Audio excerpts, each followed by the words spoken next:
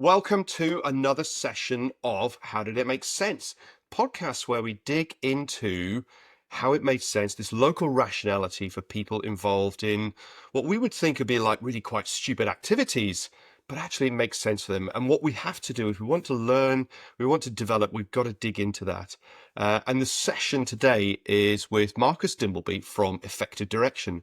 I know Marcus for a number of years now, done some work with him and learned from him. And Marcus, so tell the audience who you are, what do you do now, how you got to where you are, and where people can find you in the real world and in the digital space. Who am I? Well, as you said, I've known you for a while as well, Gareth, and likewise, the learning is mutual, which is always great advice about learning. So Marcus Dimbleby, 20 plus years in the Royal Air Force. I retired 13 years ago. Since then, I've been working in commercial world on big transformations in financial services, government, oil and gas. In about the last 5 years, I realized that a lot of the things I'd learned in the military, something that we called red teaming and this application of critical thinking, could actually be quite useful in the commercial world. And a lot of the reasons why these big transformations and change programs were failing is because we're failing to address the people element of everything that we do. And I know that's a big part of your work as well. So that's what I've spent the last 5 years doing, where I was really putting people back at the heart of organizational change and organizational development and improvement, and how we can help ourselves, individuals, understanding our brains and how they work or not sometimes, and then bringing that into the workplace and putting that at the forefront of how leaders think. Where can you find me? I'm prolific on LinkedIn, at Marcus Dimbleby. I've got the fortunate name of there's been only one of them that I've found across the world yet. Twitter, Instagram, effectivedirection.com, and also bigthingsfast.com, which is I was going to say there's a book you Klein. recently wrote as well. So yeah, so that's really cool. So yeah, go Yes. on. There we Big go. Things Fast. There you go. That's it. Yeah, A and few you on the can't shelf. plug it at the end.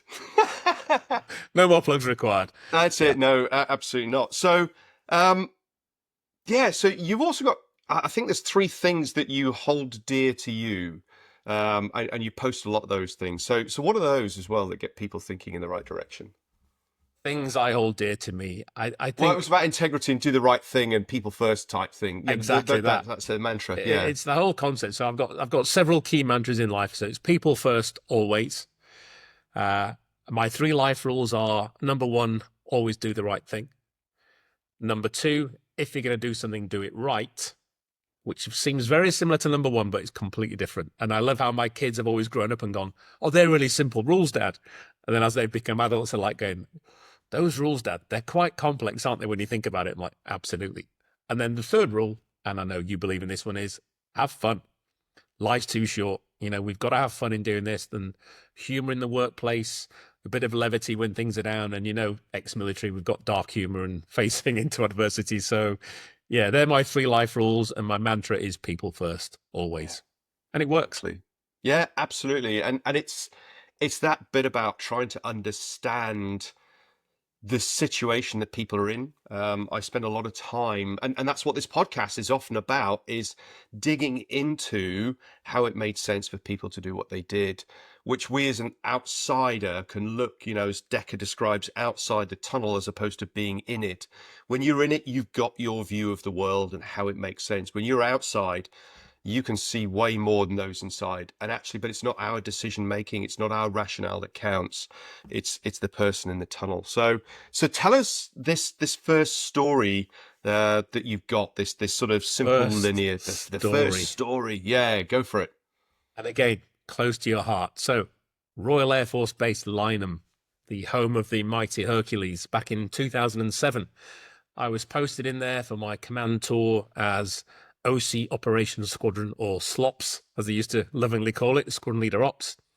And again, the whole purpose of that role was to orchestrate the running of the airfield, the base. So we've got air traffic control, fire and crash rescue, air movement, and the 4 squadrons flying in and out of there on a daily basis. So my team of 40 people, orchestrating that very dynamic maneuver of the military mobility command. And I'd been there about 2 weeks, taking over, getting everything clear in my head of what was going on. And then OC Operations Wing Commander came in and dropped this huge document on my desk, the big metering binder. And I said, what's that? He goes, that's the MACA. And the MACA, okay, Major Accident and Control Regulations, or Crash Regulations. And I said, what is that? He goes, I don't know. He said, it's been on my shelf for 3 years while I've been here. So it says, but it's now all yours. So I blew the dust off of this thing. And this was basically, how do you respond to a crash? Not just on the base, but the UK is split up into 13 different geographical locations. So RAF Lynham basically had the middle swath across England. So from Bristol Channel all the way across to West London. That was our crash zone, if you will. So any event from a military aircraft causing an incident in that zone, we were on point to respond to that. So I had about 20 minutes scan through this document and walked back to the boss's office. I said, so when was this last tested? He says, I don't know, I've been here 2 years and it's not happened since then. I was like, okay, no problem. So I casually walked back up to the ops room. And in the ops room, you've got this huge sort of pit of people. Yeah. And on the top of the pit, you've got the ops officer for the day. And then you've got the big window looking out into the airfield. And you've got behind the wall and the wall of death, which is basically where all the aircraft are. So, the wall of death, where all the aircraft are lined up, ready to play. And there's a big red crash button on the wall. So if there's an incident, it's the ops officer's job to lean back and there's one in air traffic and they hit the crash alarm. And that's supposed to react the station that there's been an event. And then obviously the cascade event of that is that we deal with it appropriately, professionally, in a timely manner. So I just walked up, had a quick chat with the chap on the desk that day, got the understanding of what's going on. And I just casually leant against the wall and hit the red crash button. What do you think happened then, Gareth? Well, how you set the scene is well. So there's two bits I can, I'm looking at this at the individual level. Everybody turns around and goes, "What the fuck?" And then there's the organizational piece of how do we deal with this? And then there's sort of this. Then there's this blameworthy bit of what on earth are you doing? And so that would be a sort of a normal human response, organizational response. Yeah.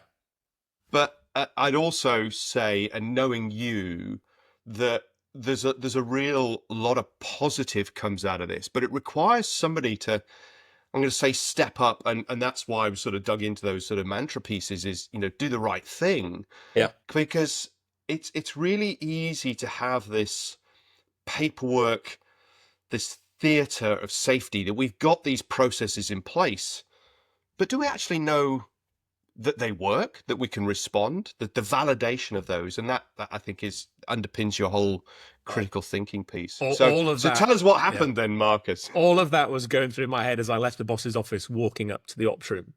And after I hit the buzzer, as you said, what the F going on was the response to I think 12 people in the ops room at the time. While their mouths were still wide open and no reaction yet, the wing commander had come running down the corridor, probably 20 meters, barged in the ops room. What's going on? And I just went straight over to him, took him back out of the ops room in the corridor and said, do nothing, observe. He said, what have you done? I said, I've hit the crash button. Why have you done that? I said, because I don't believe that we're ready. And if this is on my plate, if I'm now accountable for this thing you've just thrown on my desk, then it's going to be done right. So we watched what happened, and absolute carnage. So the scenario was, I walked back in, briefed them, an aircraft had landed, hadn't been able to stop, had gone off the end of the runway, crashed, caused flames, etc., etc. That's a scenario, away you go. So obviously what happens then is air traffic control, kick in, divert other aircraft in the circuit, make sure the airfield's safe. We notify the local emergency services. We activate our own fire and crash rescue on the base. All these mechanisms are supposed to kick in and seamlessly and sequentially flow in. It was mayhem. The local emergency services who responded couldn't get onto the base.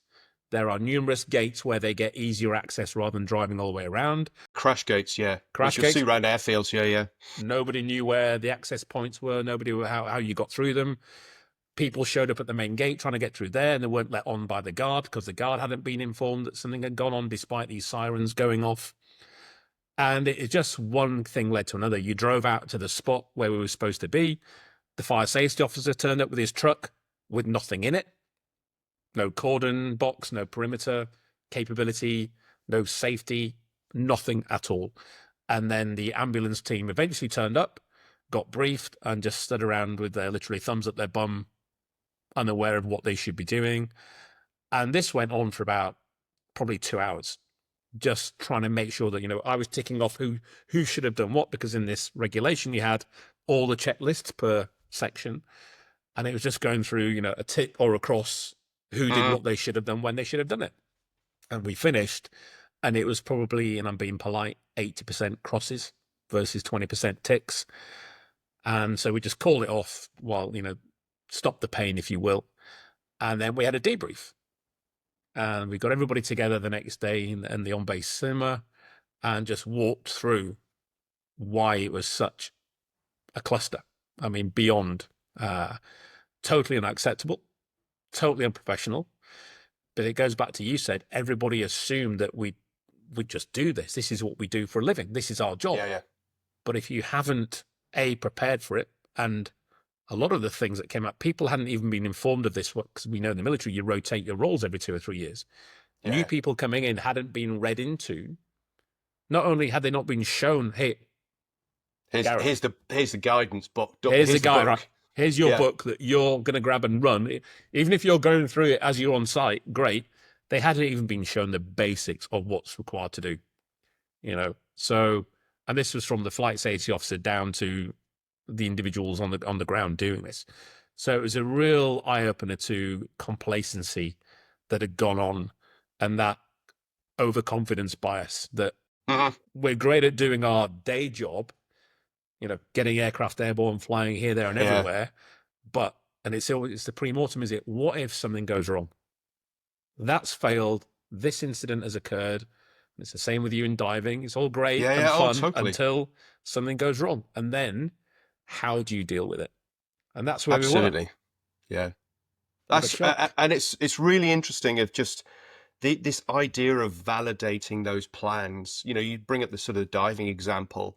You go out and go diving, get off a boat, and the conditions might be marginal. Getting off a boat is relatively easy.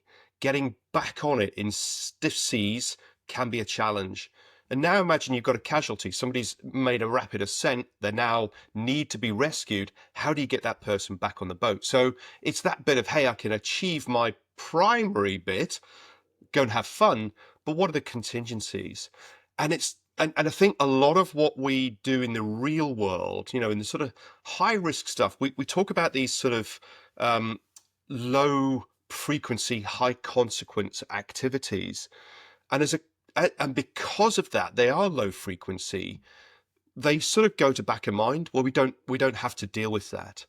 And you sit there and just look at yesterday, and I haven't read it yet, is the New Zealand Defence Force report into their sinking of their vessel. And what the narrative that I have seen, some of the stuff on social media, is this is a very different report to what was issued in their interim report, which basically went, crew screwed up, it's their fault. Now there's this bit that actually we start looking at systemic weaknesses within the organizations and saying, this is what we sign off, this is what we say we can do, but in reality, can we do that? And what happens if that proverbial hits the fan?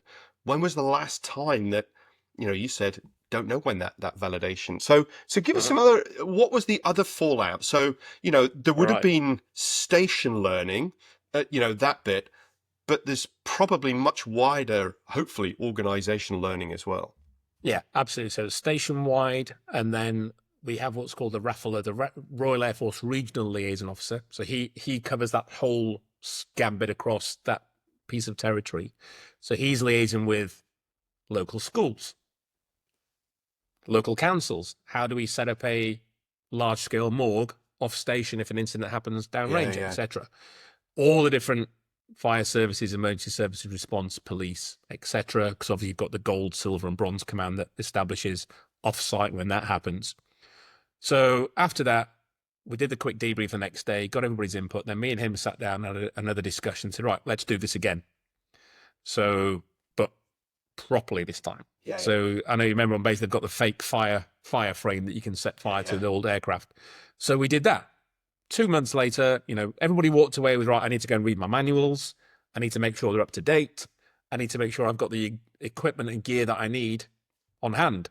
So I remember doing this with the flight safety officer. We created the go box. So the big green go boxes that he threw in the back of the flight safety truck. Big Lakons, yeah. Yeah, full of all the stuff he needed to create the perimeter and be the on-site commander. So about 2 months later, same again, we actually lit fire to this aircraft. So it was a proper incident. People hadn't been pre-warned, but they knew it was going to come. It's just a matter of when. So again, we did it. Much more slick this time. But what we saw was people going through the motions, ticking the boxes rather than being responsive to what they were seeing. So it's like, well, I did that. Yeah, but did that do what it's supposed to do? The requirements of what we needed to do? Well, no, but I did it. Okay, and when it didn't work, what did you do? Well, nothing, because I did what my box check said. So it's just like, oh, dear me. So we had... But that goes to the local rationality. What do we reward people for? Correct. And we've got to dig into that piece. So, sorry, go on, carry on. No, you're right, exactly that. And it's, well, you can't tell me off for not doing what I didn't do because I did what I should have done, even though that was wrong. And you think, hang on a minute, we're military operators here. We're expecting a bit of freedom of thought and, maneuverability in our mind. And one of the worst things was that when the medics came out, again, just going through, and we had a few dummies thrown out, to play with, and each one had it's like, this is Marcus, he's got this injury, what do you do, And again, it was just going through the motions. There was no urgency, there was no real coordination. And the whole thing with this is coordination and communication. Those at the site had to be relaying back to air traffic, back to operations, back to the police, back to the local hospital. Hey, we've got no casualties, we've got 500 casualties. All of these things need to be rapidly disseminated. So again, we came off, and again, the debrief, there was like a buzz in the room. Hey, everyone, hey, didn't we do it? And it was this, I guess it's this curse of knowledge of how we've done all this. We've done really well. Yeah. But then when we started analysing it, it was like, sorry, we're just about to burst your bubble here. And we had key people at different points. I would go, right, so you were in the tower. What information were you getting? None. I got all my information through binoculars, looking out of my vantage point, seeing what was going on. So at what point did you know there were ex-casualties? I didn't. My air traffic controller drove back in the Land Rover and told me, because I sent him out to get some information. Okay, so you started to unpick all of this. Same with the fire, same with the base medical. So people sort of walked out deflated and frustrated, but we put the onus back on them to look, we're not here to spoon feed you. These things are guides. These regulations, these checklists are preventative. It's a framework to point you in the right sort of direction. You've got to use your creativity and adaptability to solve those baselines. These are the baseline things you have to have in place. You then use your expertise and knowledge. Okay. So we had another conversation with the RAFLO and the medics. So we need to up the game. I'm still not confident that if an aircraft went in, we're going to handle this. So there's a great company, I can't remember the name, but they have people with amputate. Artificial limbs, amputees, artificial limbs, and they're actors. Wow, are these guys good? So again, we didn't have the flaming aircraft. We had an aircraft that we pretended had crashed, and these people came along early, unannounced, got onto the base, and they literally go into makeup, and they come out like some zombie apocalyptic horror scene, and then they are laid in the aircraft, around the aircraft, with limbs missing, real limbs gushing. Missing. I mean, that's exactly. Yeah. The limb is missing, blood spurting everywhere. This is as real as it can be. So again, hit the buzzer and react. A lot more impetus this time. Everyone did what they should have done. The biggest feedback, and this was hilarious, from the paramedics who got on scene complaining afterwards that because of what we'd done, we created trauma for them. And I was like, what do you mean? Well, when we got there and we saw this, it was so traumatic, I struggled to do my job. Well, there we go. There's a learning. And we were like, what? And you have a problem with that? I can't believe you didn't do that without warning us. I was like, okay, keep talking. You're just doing yourself out of a job here. Your job is to arrive on a scene. It's like the police going to RTAs, isn't it? Road traffic accidents where, You go thinking the worst and seeing horrific injuries, and therefore you're prepared and you train, as we talk about, train as we fight, fight as we Yeah. train. But again, that impetus did make them react, but that was their only sort of complaint afterwards. Oh, But we were interestingly, taught that. it's last week and the session I had with Chris Davis. It's really easy to blame up the system, and you Always. sit there and go, why are those medics not properly prepared? Because the training system doesn't set them up. It costs money to put that in place. So it's that bit, absolutely, that sort of overtrain, train hard, fight easy type thing. And then you sort of, it's not about the desensitization, but it's this recognition that it's there and I can get over it. So to me, that's a huge learning, as long as their chain of command, their process says, you know what, we've got to make this more realistic. That's the thing. It's this realism, isn't it? And you look at business continuity plans in Mm, most organizations. Even when I was in the military, I remember I did a tour with the US Marine Corps, and we ended up deploying to Iraq as a squadron. We went out there and split across different units. And two of our guys went to work with an army unit. And when they first had rounds coming in, they were up against the berm taking cover. One of our gunny sergeants said, I had this sergeant next to me crying. And they're like, what are you doing? And this guy's in tears, yeah. literally shaking. And then afterwards, they dealt with it. After talking about it, he said, I've never been in that situation before. It's like, what do you mean? He goes, have you never trained to that level of intensity? He goes, no, we've done weapons on the range. Yeah. So the fact they've got live rounds coming over the head from an enemy, absolutely. And I've seen that doing the fighter control job of Mm, there's a hijacked aircraft turning back towards, this was Edinburgh at the time, and one of my junior officers absolutely froze, mhm. completely inoperable. I had to take him off console, and me and the corporal ran it all because he was just like, there's 400 Yeah. people coming back on an airline that's been hijacked. Oh, I'm like, and yeah. And then when he realized it was a training exercise, he was like, oh, I'm such an idiot. I'm like, no, you're not. No, That's and why that's we why do we do this. it. Yeah, Yeah. absolutely. Because when it is for real, I can't have you freeze. If we all freeze, everyone does die. We can't do our Yeah, yeah. jobs and help people. And I think this is such a good learning for both military and commercial organizations and public organizations. If there's something that's likely going to happen, or if it's not likely, there's a chance of it, train to it. Put your people into that stress position and see how they respond. And there's a great, I think it's SDI. It's one of the sort of Belbin type Yeah, yeah, yeah. assessments. And it does the assessment of where you are normally, and then it does an assessment of where you are under stress. And the far away you plot the 2 points, the more you react and are different.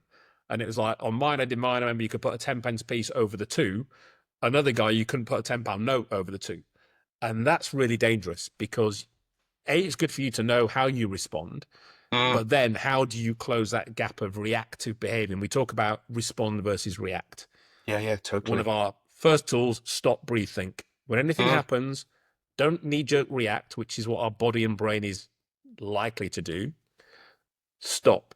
Take a mhm. pause, practice the pause, Yeah. breathe, just use that breath, one big inhale or box breathe, whatever you need to do, and just think, what am I seeing? What should I be doing? Why am I feeling this way?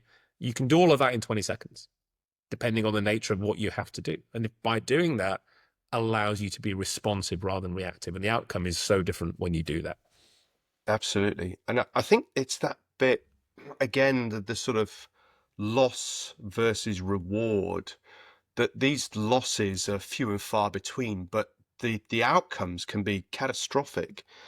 And how do you create in an organization that potential fear? Because what we're doing is we're getting rewarded for outcomes, and we don't realize the train wreck that's lying behind, because organizations are about rewarding productivity outcomes, the erosion of the margins that are there. And Rasmussen talks about this idea of unsafe performance or unacceptable performance. We've got resources, we've got finances. And the more that we get closer to the edge of failure, then actually we're more efficient, we're more cost effective, but we have no idea how close those margins are until you step over it and then you go, oh, look. And the whole idea about creating that environment where you can practice, but it costs you, but not as much as it would if it all failed. So That's how have you managed to bring that into the sort of the corporate space? well. Just let me finish that story off and Mm, why doing what we yeah. did worked well. Yes, of course. I know where the second bit's. Yeah, that's February 2009. So this has all been going on through late 2007, training and exercises throughout 2008.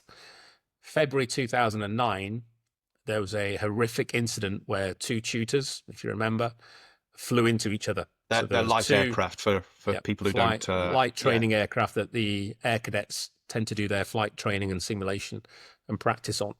And there was two Royal Air Force officers with two young female air cadets in the back of these two aircraft, or in the side tandem, and they flew into each other, crashed and landed South Glamorgan in South Wales.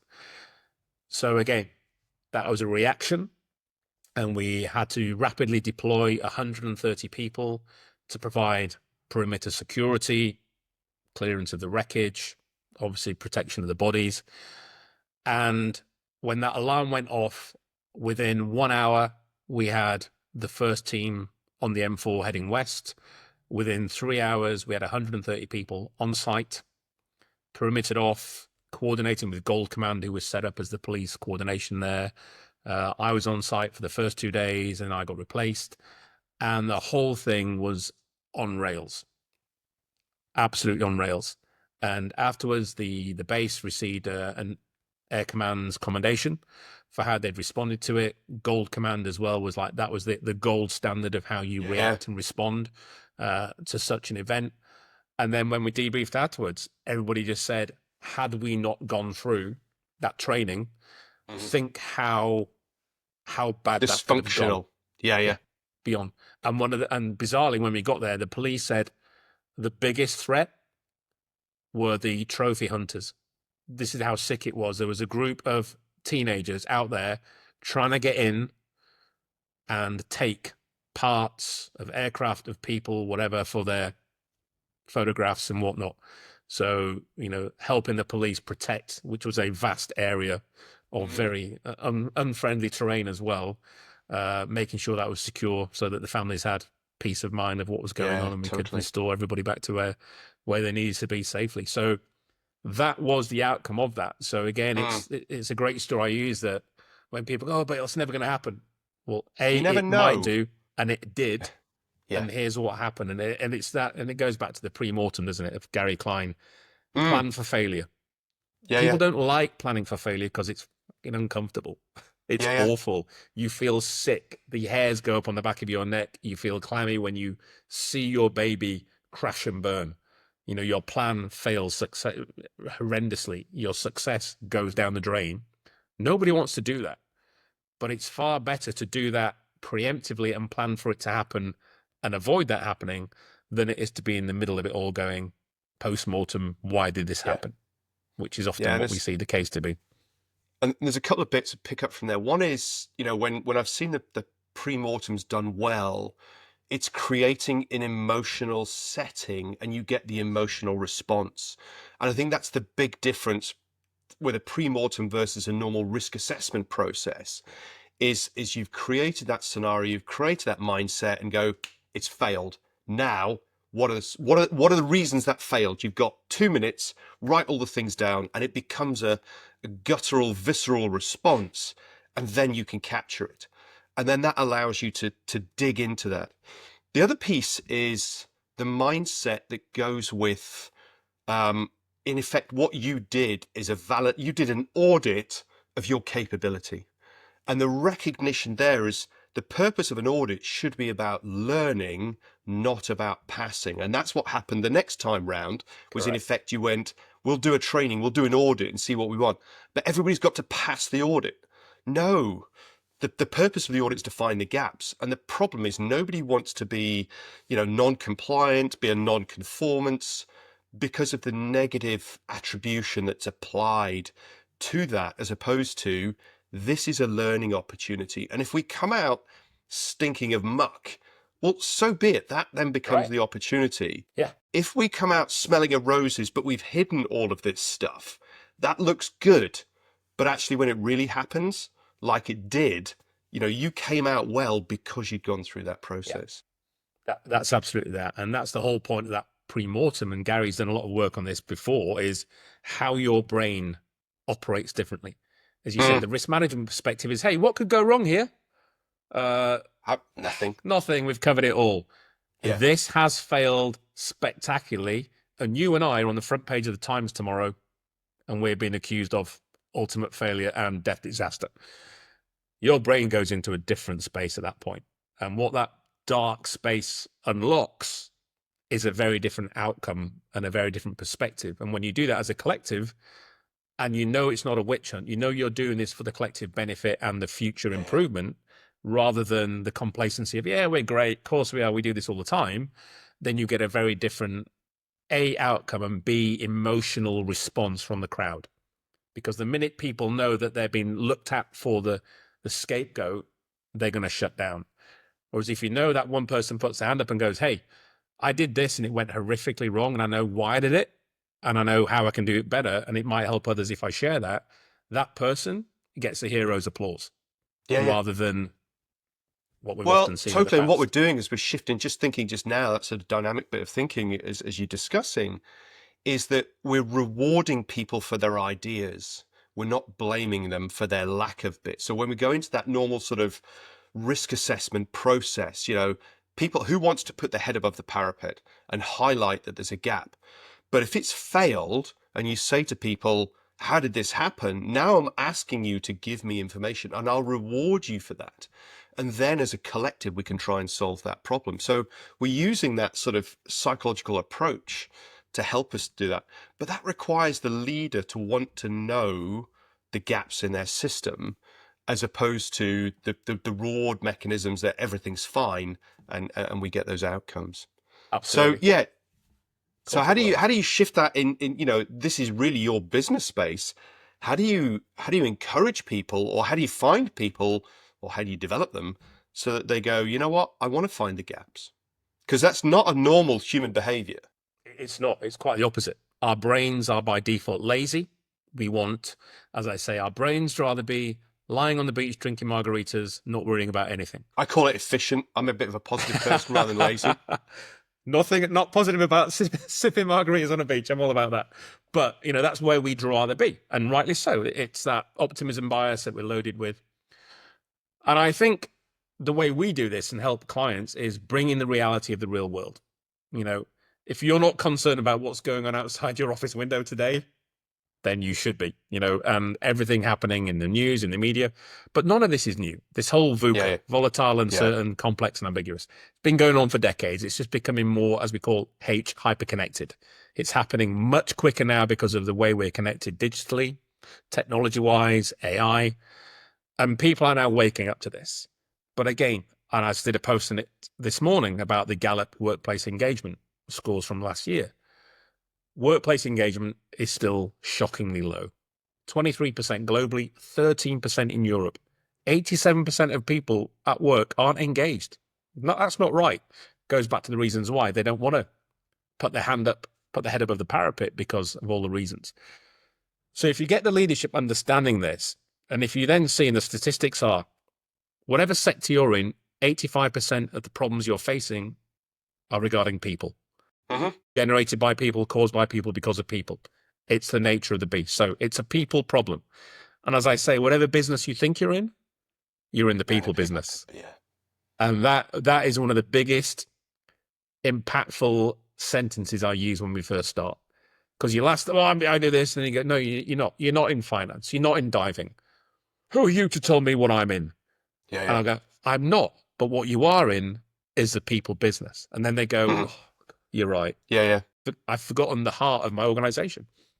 So we do that. So 85% of problems are people related and consistent. 70% of your problems are internal. But where are we all looking? We're all looking external at Mm. non-people threats. So you're looking for the almost the niche threat rather than the elephant literally in the room with Yeah. you that you're not addressing. So once we get them to understand that, and then you're going to look at, right, how are you supporting, enabling, culturally Yeah, engaging yeah. your people? And then we've got a check sheet, the 6 C's of success, we call them. So you're going through those, looking at each one in turn from a people's lens, people first always.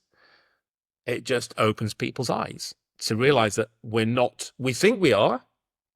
Oh, well, I communicate really well. I provide complete clarity. My teams have capability. Our culture's great. We collaborate constantly. We have capacity. And when you actually, again, press the test, Break it when you down. Yeah, I exactly. hit the red buzzer on each one of those things, ask the hard question. And they're not even hard questions. They're pretty simple questions. They're Yeah. hard to answer Oh, because your totally. brain Yeah. doesn't want to. Your brain goes guilty. Oh, I Yeah. Yeah. can't admit this. But once you do that, and again, you do it in the right way. Yeah. None of this is a witch hunt. This is about surfacing these things that if we surface things, our ROI will improve massively. Mhm. Our engagement scores will go up by 50%.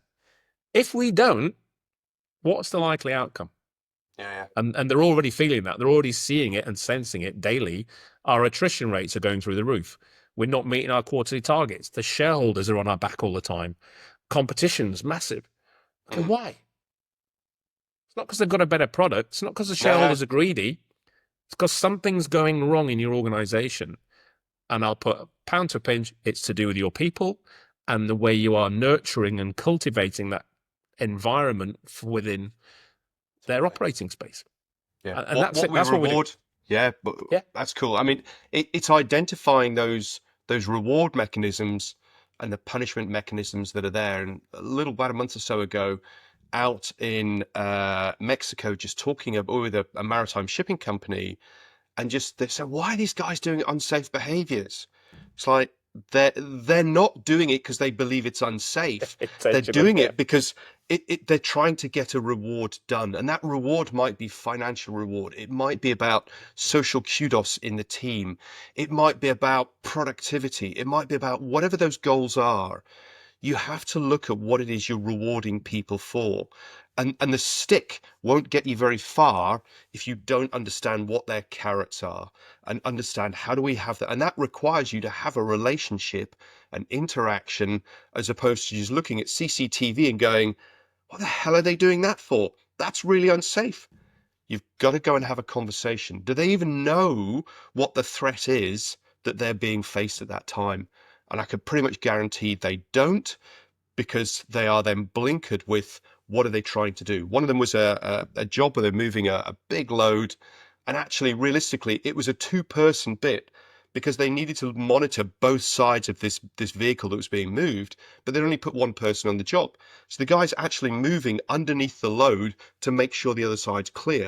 And it's like, what are they doing? They're doing their job to achieve the goals that you're rewarding them Correct. for, not, God, that's dangerous. No, I think I can manage that threat that's going on. And that is not just at a safety space, that is HR and recruiting. That's about the legal systems and all of the stuff that exists in organizations. It is people to people. It's just the stories that change. So, And I um, think the key thing is for us is allowing the truth to surface. And mm, I don't know who it was. Somebody told me, he said, you'll never get truth without anonymity. So when we're going to these organizations, I ask questions and these execs go, oh, Marcus, yes, they'll tell you this. I know this because they said. I'm like, they're not telling you the truth, or they're not telling you the whole truth. And we'll use a couple of our tools that are all anonymous, and you ask specific, why are people not speaking up in organization X? yeah, And the exec will tell me and go, really, that's nice. Now let me go and find the truth. And I come yeah, back the next day with the survey results and show him. And he's like, wow, I didn't realize that. I said, well, Bob, you asked a question and you're the boss. They're going to tell you what you want to hear. You didn't allow absolutely. anonymity. If you did, they don't trust your survey system that it's anonymous. Yeah, I use this system that's completely anonymous. And funny old thing, what have we got now? We've got things that my gut told me was the problem. Now you've got the data and the evidence to show you. Do you now believe me? And do you now understand why your teams are doing what they're doing? And it's like, wow. So you've got to create that capability of anonymity, but for the right intent and purpose. And I think the important bit then is once you've got that, is for that leadership element to turn around and go, we didn't know this, the vulnerability piece, and then you can have the deep context rich conversations to understand the details. So capturing the data is the signpost that says Correct. there is a gap. We've now, as the leaders, have got to create the environment where we can find out those things, and Yeah. that's And really take hard. action. Yeah. Yeah, yeah. Totally. I mean, I'm all So, about thinking, but thinking without action, it's no good. indeed. So, talk about thinking and getting people to reflect and develop themselves, and hopefully take some action. A book, a paper, a video, or anything that you'd recommend people go and have a look. And you can't do your book because you've already done that I can't early do on. that. I've already done the Yeah, book. that's right. No, We've already just done that, and we'll provide that in the show notes. So, what would you recommend? One or two things people go and consume to develop themselves. I would recommend, first off, go and look at Gary Klein's work. Dr. Gary Klein, founder of the Pre-Mortem, founder of Recognition Prime Decision Making, very simple, in-depth analysis of how our brains work and bring in real life scenarios to them. So any work by Gary, read his books, read his papers. Another one is the great and late Dr. Daniel Kahneman, Mhm. who sadly passed away over a year ago now. The book, Thinking Fast and Slow. It's a hard, tortuous read. It's the most purchased book, but the most unfinished book. But Yeah, yeah. look online, look at some of his videos and his latest book, Noise, as well. All fascinating insights into how our brains work. And you read it yourself and go, oh, I do that. Oh, God, I did that. Yeah, yeah. And to me, they're my two sort of the great grandfathers of critical Yeah. thinking. And then go back to the granddaddy of critical thinking, Socrates. Mm. You know, I visited his statue in Athens. Our company is called Socraticus as the group.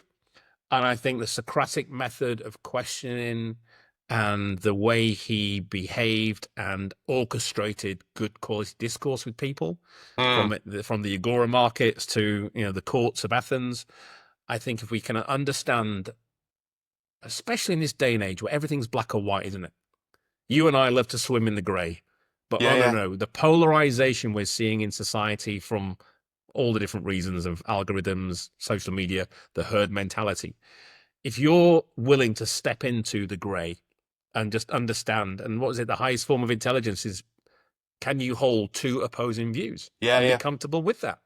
Yeah. That to me is where we have to be in this day and age where we're seeing such polarity, such misinformation, disinformation, malinformation. You Mm. have to be a critical thinker so you can understand, you can question, you can assimilate, you can pause. Often no action is the required action.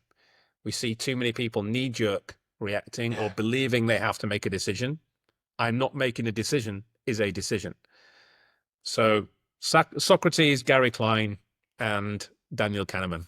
Yeah. Look at their Brilliant. podcasts, look at their videos. Those are the three go-tos. And then obviously effectivedirection.com. Come and speak Yeah, to us and brilliant. Oh, we'll yeah. We'll assist wherever we can. stick all the links in the show notes for effective direction. And it's trying to get to the point. It's interesting what you said about no decision is a decision. And interestingly, people think they're in that time critical space. So when I talk about recognition prime decision making, I say actually sometimes you have to make a decision, because if you don't make a decision, the clock will make it for you. Correct. So again, it's another grey area. Here's the black and white bits, but here's the messy bit in the middle where we've got to look at context. So, People don't like messy, Marcus, do they? no, they don't. They want to have simple linear pieces, and that's I know. fundamentally what this podcast is about: is exploring the Yeah. messiness of work. So, Marcus, really appreciate your time and your stories here, Always a pleasure. and bringing this stuff to life. And we'll see what we get in terms of feedback. So, thank you very much, and we'll catch you soon. Wonderful. Cheers, Gareth.